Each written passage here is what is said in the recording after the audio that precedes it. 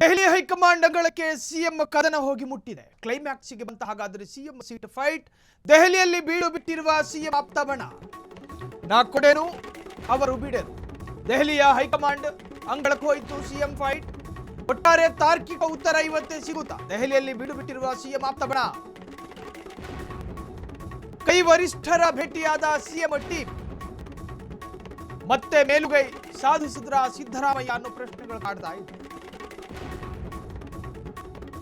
Power sharing ಅಧಿಕಾರ ಹಂಚಿಕೆ ಇವತ್ತು ನಿನ್ನೆಯ ವಿಚಾರವಲ್ಲ.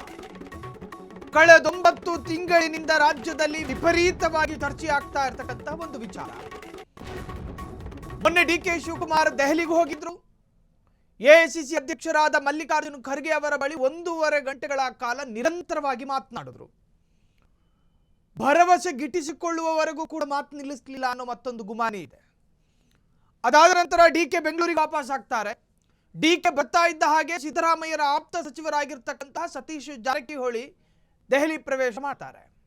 ಸೊ ಇಲ್ಲಿ ಏನಾಗ್ತಾ ಇದೆ? ತಂತ್ರಕ್ಕೆ ಪ್ರತಿತಂತ್ರವನ್ನು ರೂಪಿಸಲಾಗ್ತಾ ಇದೆಯಾ? ದೆಹಲಿಯ ಹೈಕಮಾಂಡ್ ಅಂಗಳಕ್ಕೆ ಹೋಗಿದೆ. ಕಳೆದ 2 ದಿನಗಳಿಂದ ದೆಹಲಿಯಲ್ಲಿ ರಹಸ್ಯ ಆಪರೇಷನ್ ನಡೀತಾ ಇದೆಯಾ? Hidden operation. ಖರ್ಗೆ ಸೇರಿ ಹಲವರನ್ನ ಭೇಟಿ ಮಾಡ್ತಿರುವ ಸಿದ್ದು ಟೀಮ್. ಇದೀಗ ಕೆಸಿ ವೇಣುಗೋಪಾಲ್ ಭೇಟಿಯಾದ ಬಿಕೆ ಹರಿಪ್ರಸಾದ್ ಎಂಎಲ್ಸಿ. ಸಿಎಂ ಕುರ್ಚಿ ಫೈಟ್ ಮತ್ತು ಸಂಪುಟ ಪುನರ್ರಚನೆ ಕುರಿತು ಚರ್ಚೆ. ಸಿದ್ದರಾಮಯ್ಯ ಮತ್ತು ಡಿಕೆ ಶಿವಕುಮಾರ್ ಆಂತರಿಕ ಕಚ್ಚಾಟದ ಬಗ್ಗೆಯೂ ಕೂಡ ಚರ್ಚೆಗಳಾಗಿದೆ. ವಿನಯ್ ಕುಲಕರ್ಣಿಗೆ ತೀರ್ಪು ಪ್ರಕಟ ಆಗಿದ್ದ ದಿನ ಇತ್ತಲ್ಲ, ಅದರ ಹಿಂದಿನ ದಿನ ಒಂದು ಬಣ ದೆಹಲಿಗೆ ಹೋಗ್ತಾರೆ. ಈ ಬಾರಿ ಕ್ಯಾಬಿನೆಟ್ ರೀಶಫಲ್ ಆಗಬೇಕು, ಅದ್ರ ನಾನು ಮಿನಿಸ್ಟರ್ ಆಗಬೇಕು ಅಂತ ವಿನಯ್ ಕುಲಕರ್ಣಿ ಕೂಡ ಬೇಡಿಕೆ ಇಟ್ಟಿದ್ರು. ಅದಾದ ನಂತರ ಮತ್ತೊಂದು ವರ್ಗ ದೆಹಲಿಗೆ ಹೋಗುತ್ತೆ. ಸೊ ದೆಹಲಿ ವಿಸಿಟ್ ಈ ಕ್ಷಣದವರೆಗೂ ನಿಂತಿಲ್ಲ. ಸಿದ್ದರಾಮಯ್ಯನವರು ಕಳೆದ ಒಂದು ಹೇಳಿಕೆಯಲ್ಲಿ ಉಲ್ಲೇಖ ಮಾಡಿದ್ರು, ಆಕಾಂಕ್ಷಿಗಳು ದೆಹಲಿಗೆ ಹೋಗೋದು ಅಪರಾಧ ಅಲ್ಲ ಅಂತ. ಅಂದ್ರೆ ಆಸ್ಪರೆಂಟ್ಗಳು ನಿರಂತರವಾದ ಪ್ರಯತ್ನಗಳನ್ನು ಮಾಡ್ತಾ ಇದ್ದಾರೆ. ಬಿಕೆ ಹರಿಪ್ರಸಾದ್ ವಿಧಾನ ಪರಿಷತ್ ಸದಸ್ಯ, ಅವರಿಗೂ ದೆಹಲಿ ಭೇಟಿ ಏನು ಸಂಬಂಧ ಅಂತ ಕೇಳಿದ್ರೆ ಹಿ ಆಲ್ಸೋ ಆಸ್ಪರೆಂಟ್, ಅವರು ಕೂಡ ಆಕಾಂಕ್ಷಿ. ಸಿದ್ದರಾಮಯ್ಯರ ಕ್ಯಾಬಿನೆಟ್ ರೀಶಫಲ್ ಆಗೋದಂತೂ ಖಂಡಿತ. 6-7 ಖಾತೆಯ ಮಿನಿಸ್ಟರ್ಗಳು ಬದಲಾಗ್ತಾರೆ ಅನ್ನೋ ಬಲವಾದ ಮಾತುಕತೆ ಕೇಳಿಬರ್ತಾ ಇದೆ. ಸೊ ಈ ಹಿನ್ನೆಲೆಯಲ್ಲಿ ಸಿಕ್ಕಿದ್ರೆ ಸಿಗಲೇಬೇಕು, ಇನ್ನೂ ಕೆಲವರು ಸಿಗಬೇಕಾಗಿ ಏನೆಲ್ಲ ಪ್ರಯತ್ನಗಳನ್ನ ಮಾಡ್ತಾ ಇದ್ದಾರೆ. ಸೊ ಈ ಬಗ್ಗೆ ಹೆಚ್ಚಿನ ಡೀಟೇಲ್ಸ್ ಅನ್ನು ಕೊಡೋದಕ್ಕೆ ರಿಪೋರ್ಟರ್ ಮಾರುತಿ ಫೋನ್ ಸಂಪರ್ಕದಲ್ಲಿ. ಮಾರುತಿ, ಎಲ್ಲೋ ಒಂದ್ ಕಡೆ ದೆಹಲಿಗೆ ಹೋಗೋದು ಇನ್ನೂ ನಿಂತಿಲ್ಲ ಅಂತ, ಅದರ್ಥ ರೀಶಫಲ್ ಹತ್ತಿರದಲ್ಲೇ ಇದೆಯಾ?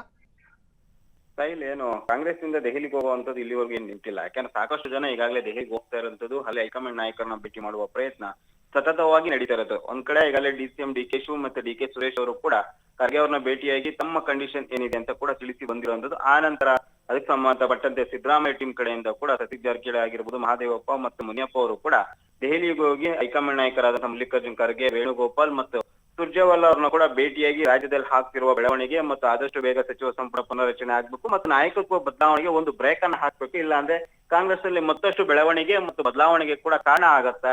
ಮತ್ತು ಕಾಂಗ್ರೆಸ್ ವಿಚಾರದಲ್ಲಿ ರಾಜ್ಯದಲ್ಲೂ ಕೂಡ ಕೆಟ್ಟ ಸಂದೇಶ ಹೋಗುತ್ತೆ ಮತ್ತು ಕಾರ್ಯಕರ್ತರು ಕೂಡ ಗೊಂದಲದಲ್ಲಿ ಇದ್ದಾರೆ ಅಂತ ಕೂಡ ಒಂದು ವರದಿಯನ್ನ ಇತ್ತೀಚೆಗೆ ಏನು ಸತೀಶ್ ಜಾರಕಿಹೊಳಿ ಅವರು ಕೂಡ ಕೊಟ್ಟಿರೋದು. ಇನ್ನೊಂದ್ ಕಡೆ ಈಗಾಗಲೇ ಬಿಕೆ ಹರಿಪ್ರಸಾದ್ ಅವರು ಕೂಡ ದೆಹಲಿಯಲ್ಲಿ ಇರುವಂತದ್ದು, ಅವರು ಕೂಡ ವೇಣುಗೋಪಾಲ್ನ ಭೇಟಿಯಾಗಿ ಸಾಕಷ್ಟು ವಿಚಾರಗಳು ಚರ್ಚೆ ಮಾಡ್ತಾ ಇರೋಂಥದ್ದು. ಯಾಕೆಂದ್ರೆ ಸಾಕಷ್ಟು ಗೊಂದಲ ಮತ್ತೆ ಒಂದು ರೀತಿಯಾದಂತಹ ಆತಂಕದಲ್ಲಿ ಕಾಂಗ್ರೆಸ್ನ ಕಾರ್ಯಕರ್ತರು ಮತ್ತು ನಾಯಕರು ಇರೋದು. ಯಾಕೆಂದ್ರೆ ಸಾಕಷ್ಟು ಹಿರಿಯ ಶಾಸಕರಾಗಿರ್ಬೋದು ಮತ್ತು ಅದೇ ರೀತಿ ಕಿರಿಯ ಶಾಸಕರು ಕೂಡ ದೆಹಲಿಗೆ ಭೇಟಿಯನ್ನ ನೀಡ್ತಾ ಇರೋದು. ಸಲೀಂ ಅಹಮದ್ ಆಗಿರ್ಬೋದು, ರಿಜ್ವಾನ್ ಆಗಿರ್ಬೋದು, ಮತ್ತೆ ಈ ರೀತಿಯಾದಂತ ಏನೆಲ್ಲ ನಾಯಕರಿದ್ದಾರೆ ಅವೆಲ್ಲರೂ ಕೂಡ ದೆಹಲಿಗೆ ಹೋಗಿ ಸಚಿವ ಸಂಪುಟ ಪುನರ್ರಚನೆಗೆ ಒತ್ತಾಯ ಮಾಡ್ತಾ ಇರೋದು. ಅದಕ್ಕೆ ಸಚಿವ ಸ್ಥಾನದ ಆಕಾಂಕ್ಷಿ ಕೂಡ ಈಗಾಗಿರೋದು. ಆದ್ರೆ ಇದರಲ್ಲಿ ಇರುವಂತ ವಿಚಾರಗಳು ನೋಡೋದಾದ್ರೆ ಪ್ರಮುಖವಾಗಿ ಸಿದ್ದರಾಮಯ್ಯರ ಕಡೆಯಿಂದ ಹೋಗುವಂತ ಯಾರೆಲ್ಲ ನಾಯಕರಿದ್ದಾರೆ ಅವ್ರಿಗೆ ನೇರವಾಗಿ ಖರ್ಗೆ ಆಗಿರ್ಬೋದು ಮತ್ತೆ ಅದೇ ರೀತಿ ಪ್ರಮುಖವಾಗಿ ವೇಣುಗೋಪಾಲ್ ಅವರ ಭೇಟಿ ಕೂಡ ಸಾಧ್ಯವಾಗ್ತಾ ಇರುತ್ತದೆ. ಯಾಕಂದ್ರೆ ಇತ್ತೀಚಿನ ದಿನಗಳಲ್ಲಿ ನೋಡೋದಾದ್ರೆ ಡಿಸಿಎಂ ಡಿಕೆ ಶಿವರು ಮತ್ತು ಅದೇ ಡಿಕೆ ಸುರೇಶ್ ಸಂದರ್ಭದಲ್ಲಿ ಖರ್ಗೆ ಅವ್ರನ್ನ ಭೇಟಿಯಾಗಿದ್ರು ಮತ್ತು ಸುರ್ಜಾ ಅವರನ್ನ ಭೇಟಿಯಾಗಿ ಚರ್ಚೆ ಮಾಡಿದ ಹೊರತು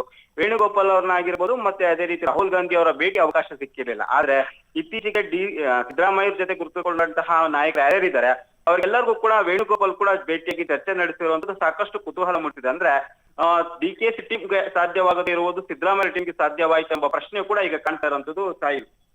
ಎಸ್, ಇನ್ನು ಮಾರುತಿ, ಎಲ್ಲೋ ಒಂದು ಕಡೆ MLC ಹರಿಪ್ರಸಾದ್ ಅವರಿಗೆ ಈ ಬಾರಿಯ ರೀಶಫಲ್ ನಲ್ಲಿ ನನಗೊಂದು ಸ್ಥಾನ ಸಿಗುತ್ತೆ, MLC ಯು ಕೂಡ ಆಕಾಂಕ್ಷಿ ಆಗೋ ತಪ್ಪೇನಲ್ಲ ಅನ್ನೋದು.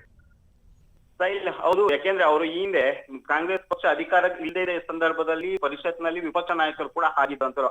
ಆಗಲೇ ಅವರು ಸಚಿವ ಸ್ಥಾನ ಆಕಾಂಕ್ಷಿ ಕೂಡ ಆಗಿದ್ದು ಮತ್ತು ಆಡಳಿತ ಪಕ್ಷದ ಇದು ಕೂಡ ಆಗುವ ನಿರೀಕ್ಷೆಯಲ್ಲಿದ್ರು. ಆದ್ರೆ ಇಲ್ಲಿವರೆಗೂ ಕೂಡ ಅವ್ರಿಗೆ ಸಚಿವ ಸ್ಥಾನ ಸಿಕ್ಕಿರಲಿಲ್ಲ. ಸಾಕಷ್ಟು ಮತ್ತು ಒಂದ್ ರೀತಿ ಜಾತಿ ಲೆಕ್ಕಾಚಾರದ ಆಧಾರ ಮೇಲೆ ಮಧು ಬಂಗಾರಪ್ಪ ಅವರಿಗೆ ಅಲ್ಲಿ ಒಂದು ಸಚಿವ ಸ್ಥಾನ ಸಿಕ್ತು. ಆದ್ರೆ ಈ ಬಾರಿ ಅದು ಸಚಿವ ಸ್ಥಾನ ಗಿಟ್ಟಿಸ್ಕೊಳ್ಬೇಕು ಅನ್ನೋ ನಿಟ್ಟಿನಲ್ಲಿ ಸಾಕಷ್ಟು ಪ್ರಯತ್ನಗಳನ್ನ BK ಹರಿಪ್ರಸಾದ್ ಅವರು ಕೂಡ ಪ್ರಯತ್ನ ಮಾಡ್ತಿದ್ದಾರೆ. ಅದಕ್ಕೆ ಸಿದ್ದರಾಮಯ್ಯ ಜೊತೆ ಮುನಿಸಿದ್ರು ಕೂಡ ಅದನ್ನ ಸರಿ ಮಾಡ್ಕೊಂಡು ಮತ್ತೆ ಸಿದ್ದರಾಮಯ್ಯ ಜೊತೆ ಕಾಣಿಸ್ಕೊಳ್ತಿದ್ದಾರೆ.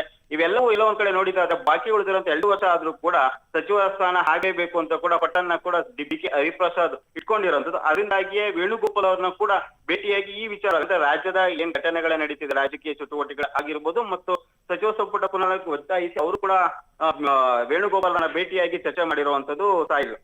ಓಕೆ, ಥ್ಯಾಂಕ್ ಯು ಮಾರುತಿ ತಮ್ಮೆಲ್ಲ ಡೀಟೇಲ್ಸ್ಗೆ. ಕ್ಷಣ ಕ್ಷಣದ ಸುದ್ದಿಗಳಿಗಾಗಿ ಫ್ರೀಡಂ ಟಿವಿ ಸಬ್ಸ್ಕ್ರೈಬ್ ಮಾಡಿ, ಲೈಕ್ ಮಾಡಿ ಹಾಗೂ ಫಾಲೋ ಮಾಡಿ.